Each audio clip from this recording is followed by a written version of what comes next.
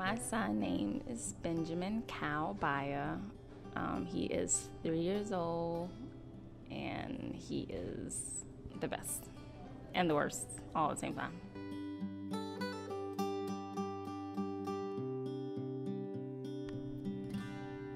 I first found out that I was a parent when I was 20 years old. I knew I was pregnant because I know my body, and I remember like telling my friends and stuff like, something's up, I think I'm pregnant, and they were telling me that like, oh no, just give it some time, like it hasn't been enough time yet to know. And I was like, no, I know. And I mentioned it to my now husband, and I went and got a test. I was like, I'd rather just know than not know. So it said like pregnant, and I just started crying. I was like, I'm not ready to be a mom. My husband was pretty cool and collected though. He was like, it's okay, we can do it. When I first saw him, I remember thinking like, whose child is this? That's my first thought, because he was really light, really fair skinned. And me and my husband are more on the darker skin side. He was really fair skinned, and he had like gray eyes, and he just didn't look at all. I guess you don't know what your child's gonna look like, but he was so cute. He was just the cutest little baby, and I was just like, how did I have such a cute baby? So my first thought was, whose child is this?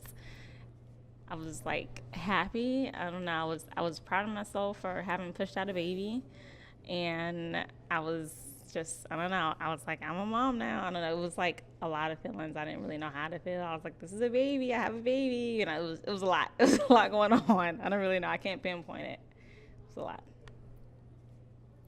The way that being a parent has changed me is, I think I've become more patient.